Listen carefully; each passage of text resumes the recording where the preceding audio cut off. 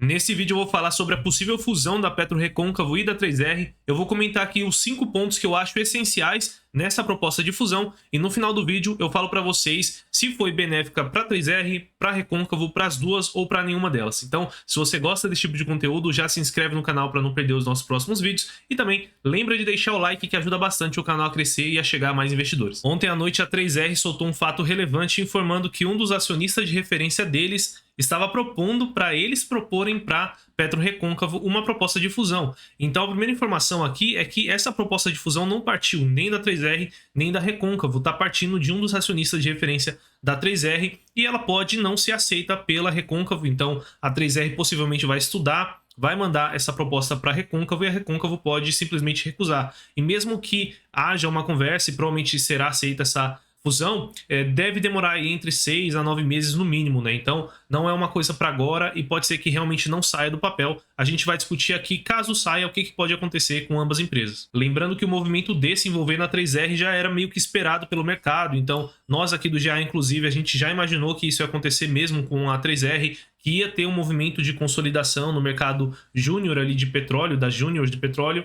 Então não é nada que foi uma grande novidade, talvez aconteceu mais rápido do que a gente esperava, mas devido ao setor como ele funciona, né, onde você tem muita vantagem tomando ganhos de escala, quando você tem muita produção num lugar só, ou você consegue reduzir custos, reduzir despesas, reduzir time. Então você tem muito incentivo a ter uma consolidação até maior do que em outros setores, né? Então você consegue, nesse setor, quando você consegue ter um ganho de escala, por exemplo, o que a PetroRio teve, produzindo muito mais em locais e lugares parecidos, você tem um ganho de geração de valor muito grande. Então era natural isso aqui aconteceu, não saiu do nada.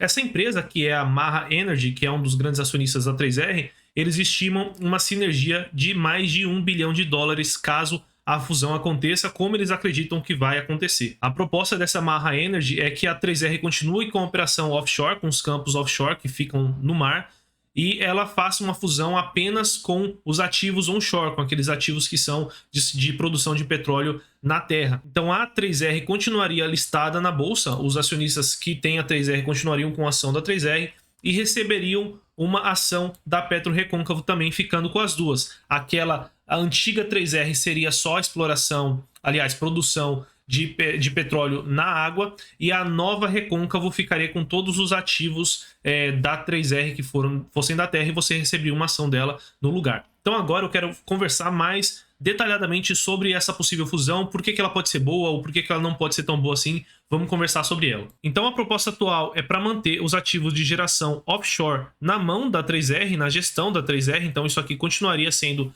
3R, e esses outros ativos aqui que não são de produção offshore, que são produção onshore, ou seja, que são na terra, né, todos esses aqui, e também Potiguar, passar todos eles para a mão, né, e passar todos eles para a gestão da Recôncavo. Então tudo isso daqui iria para debaixo do guarda-chuva da Recôncavo. Então é uma fusão um pouco diferente, não é toda a empresa que vai se fundir com uma outra.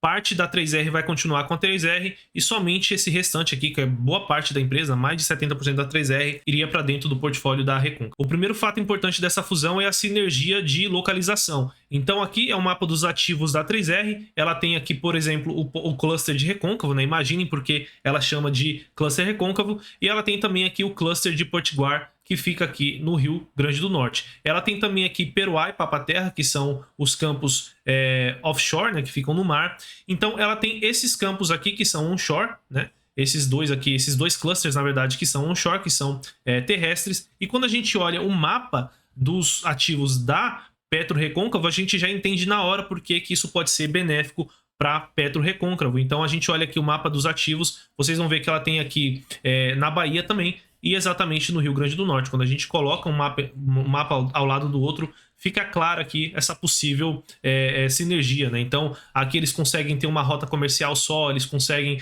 aproveitar possivelmente aqui de gerentes, né? Reduzir ali o número de gerentes que muitas vezes administram vários campos que estão muito próximos. Tem campos que são literalmente assim muito próximos um do outro, né? Porque eles compraram ali em momentos parecidos da Petrobras. Então assim, há uma clara sinergia aqui de localidade, no mínimo para você aproveitar ali a rota comercial e os clientes de uma e da outra, isso no mínimo, né? Tem várias outras sinergias que podem surgir de estar próximo ali e faria muito sentido para a Recôncavo pegar esses campos aqui para ela. O segundo fato importante nessa fusão é que ela pode gerar um ganho de produtividade nos ativos operados pela 3R. A 3R é basicamente uma startup, então ela tem um nível de produção muito baixo, ela veio crescendo muito fortemente porque ela foi fazendo ali captações no mercado e comprando campos, mas ela não conseguiu ainda azeitar a operação desses campos. Então ela tem aqui, saiu de uma produção de 5 mil para 9 mil, depois para 20 mil, e só recentemente que ela tem tido uma produção realmente relevante. Mas ela ainda tem um lifting cost alto, relativamente alto para o setor. O padrão, o benchmark do setor é a PetroRio, com um lifting cost ali próximo a 6 dólares, 7 dólares, e hoje o lifting cost da 3R é 18 dólares. Quando a gente olha aqui a operação da Recôncavo, é um pouco diferente, tá? Apesar de ela ter sim uma produção um pouco baixa e veio crescendo nos últimos anos e nos últimos trimestres, ela já tem uma operação mais azeitada, já é uma operação eficiente, já é uma gestão que está há anos no mercado e sabe o que está fazendo. Então, quando a gente olha aqui o lifting cost da Recôncavo consolidado, ela tem um lifting cost abaixo de 13 dólares. Então, teria um ganho aqui de lifting cost de cerca de 5 dólares por barril, o que já é bem relevante, o que já é bem interessante, o que já, por si só, geraria uma escala muito interessante se a Recôncavo conseguisse levar os ativos da 3R para esse mesmo nível geral de lifting cost. Claro que tem que olhar ativo por ativo, alguns campos da 3R são mais eficientes do que outros, alguns começaram há pouco tempo, ela não conseguiu mexer, mas pensando que ela vai colocar tudo para dentro dela, a Recôncavo, e vai subir esse lifting cost no longo prazo, ela vai subir a produção, vai continuar subindo a produção porque ela vai trazer muitos ativos, e se ela conseguir abaixar o lifting cost, ela consegue gerar muito valor só com esse movimento, ela não precisa fazer mais nada além disso, já para fazer sentido para dentro da Recôncavo. O terceiro ponto importante dessa fusão é que ele melhora a estrutura de capital, principalmente da 3R, mas ele também ajuda a Recôncavo de certa forma. Então, quando a gente olha aqui a alavancagem da 3R, vocês vão ver que eles têm uma alavancagem de 2,1 vezes EBITDA, o que não é muito para a maioria dos setores, mas para o setor de petróleo, onde a commodity é volátil, você não quer que a sua dívida passe de 1,5 vezes, é um pouco arriscado, principalmente para a 3R, que é uma empresa que não tem uma geração de caixa constante, que ainda está fazendo com que os ativos consigam ali gerar dinheiro, tem uma operação muito redeada. Então, a 3R ela sofre bastante com essa questão de dívida. Para poder custear ali as aquisições que ela tem feito, ela tem diluído os acionistas, inclusive o mercado não viu isso com muito bons olhos. Então, você ter tanta dívida assim é um problema, com certeza, para a 3R. Quando a gente olha o balanço da Recôncavo, é um pouco diferente a história. A Recôncavo ela tem uma alavancagem de 0,5 vezes EBITDA, então em um ano ali de EBITDA, em meio ano de EBITDA, ela já paga a dívida dela completamente. Então ela consegue receber essa dívida da 3R, né? Teoricamente vai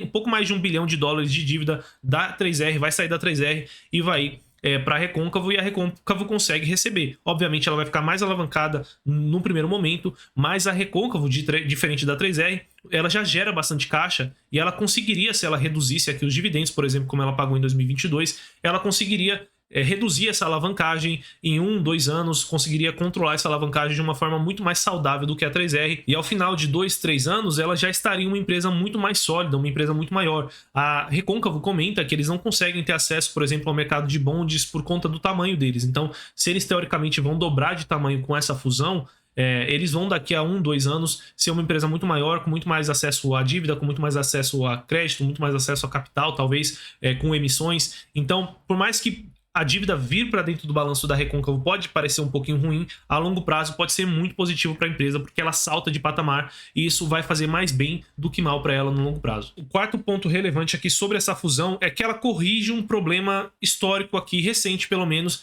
da Recôncavo. A Recôncavo sempre foi uma empresa mais conservadora, focada em pagar mais dividendo, focada em não tomar tanto risco para crescimento, e por conta disso ela ficou um pouco estagnada. Então, enquanto a PetroRio saiu de 8 mil, 10 mil barris para quase 100 mil, a própria 3R saiu de 8, tá beirando 40 mil, a Recôncavo ela saiu de, por exemplo, em 2021, de 12 para 20 agora, e a expectativa é terminar em 25. Então ela dobrou? Ok, dobrou, mas ela não tem aquele crescimento explosivo que a gente tem visto. Inclusive, nos próximos anos, a expectativa dela, apesar de ser uma expectativa de crescimento, ela vem muito mais da revitalização e de conseguir produzir mais do que necessariamente de aquisições ou de movimentos mais relevantes, como a gente viu na 3R e como a gente vê também na PetroRio. Então a Recôncavo ela não é vista como um case de crescimento no setor de petróleo. E quando a gente olha aqui a 3R, essa é a maior contribuição para Recôncavo que a 3R vai conseguir dar com os ativos dela. Então a 3R deve ter uma produção média em 2023 de 50 mil barris, aliás, média não, deve finalizar 2023 com 50 mil barris,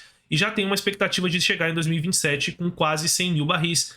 Sendo que boa parte desses, tirando aqui Papa-Terra e Peroá, iriam para Recôncavo. Então, mais de 53 mil barris a expectativa lá de 2027 para aumentar. Se a gente joga aqui em 2027 mais 50 mil barris, a gente chega aqui em mais de 88 mil barris, que é 3 vezes mais o que ela pretende produzir em 2024. Então, a Recôncavo vira uma empresa de crescimento quando ela faz essa fusão aqui com a 3R, e isso aqui pode ser muito interessante para os investidores que não conseguiam olhar a Recôncavo com esse olhar. Olhava muito como uma empresa eficiente, talvez de dividendos, mas não via crescimento, e agora podem passar a ver crescimento e eficiência andando lado a lado, algo que a PetroRio conseguiu fazer com muita maestria e pode se repetir agora nessa nova Recôncavo. E o último ponto importante aqui sobre essa fusão, e agora falando muito mais da Recôncavo do que da 3R, nessa proposta da Maha Energy, a ideia é que a Recôncavo ela fique com os ativos de escoamento de gás e de infraestrutura de gás da 3R. Então hoje a Recôncavo ela produz gás aqui no ativo dela lá de Potiguar, mas quem possui ali toda a infraestrutura de escoamento, de midstream